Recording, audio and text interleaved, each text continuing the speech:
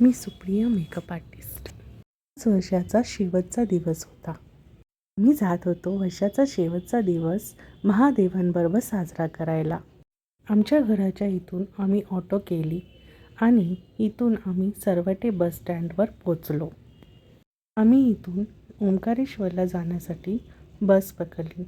आम्ही पहिल्यांदाच बसमधून प्रवास करणार होतो. बसमध्ये बसल्यावर आम्ही गर्दी तर खूप वाढत होती. तुम्हाला 140 रुपये प्रति पर्सन तुम्हाला बसची तिकीट आहे.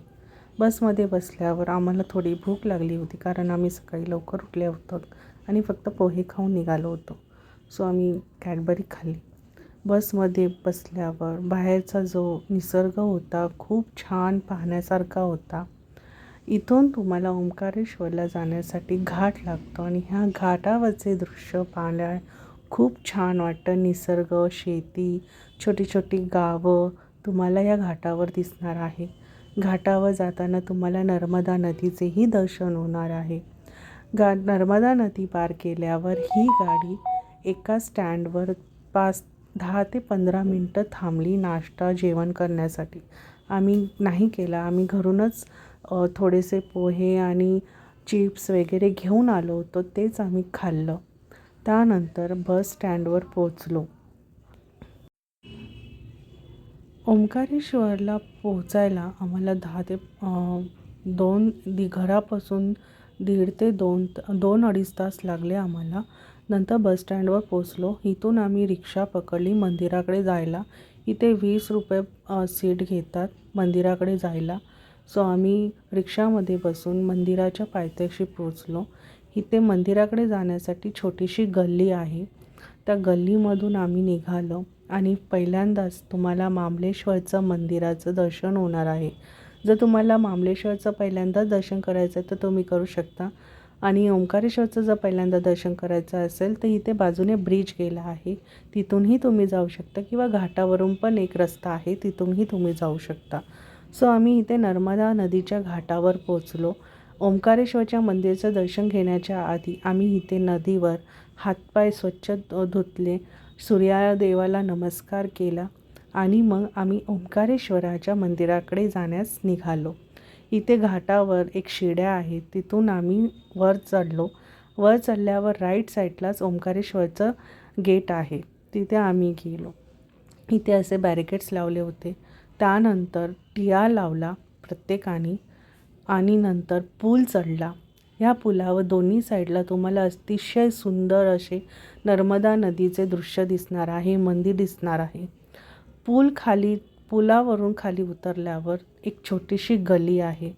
त्या गलीच्या आजूबाजूला तुम्हाला असे देवांचे वस्तू असे विकणारे दुकानं आहेत. या गल्लीमधून सरळ गेल्यावर शिड्या आहेत. वर जायला ओंकारेश्वर मंदिराकडे जायला शिड्या आहेत, पण ह्यावेळी तिथे प्रवेश बंद केला होता, म्हणून आम्हाला खालून नर्मदा नदीच्या घाटावरून रस्ता आहे, तिथे आम्हाला लाईन लावावी लागली. लाईन आम्हाला 5 माळे चढायचे होते, कारण भरपूर गर्दी होती, प्रचंड गर्दी होती. सुट्टी असल्यामुळे, वर्षाचा शेवटचा दिवस असल्यामुळे. सो आम्ही इथे 3 तास, जवळजवळ 3 तास लाईनीमध्ये उभा राहिलो. खूप गर्दी होती. त्यानंतर आम्ही ओंकारेश्वर मंदिराजवळ पोचलो. इथून गाभाऱ्यामध्ये जायला रस्ता आहे. इथे शेवटची लाईन होती.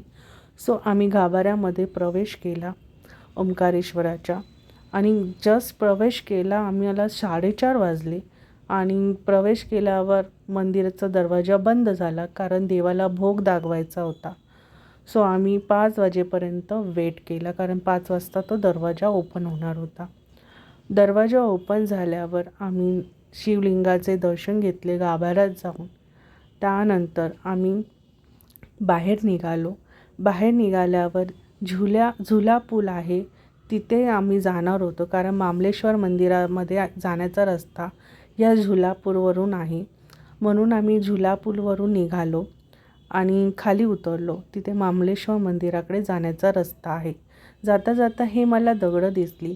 हे वैशिष्ट्य आहे. नर्मदा नदीमध्ये तुम्हाला अशीच दगडं मिळणार आणि म्हणतात हे प्रत्येक दगडं शिवलिंग आहे.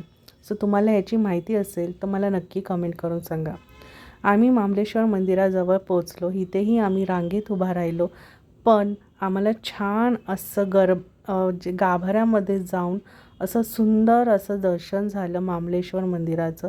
ज्योतिर्लिंगापर्यंत आम्ही गेलो आणि छान असं दर्शन झालं आणि दर्शन झाल्यावर आम्ही बाहेर निघालो. सर्व दर्शन झाल्यावर आम्ही जवळजवळ 6:30 वाजले. आम्ही इथे जेवलो.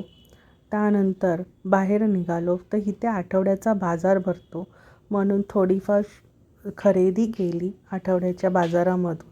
त्यानंतर आम्ही बसस्टँडवर पोचलो घरी जाण्यासाठी.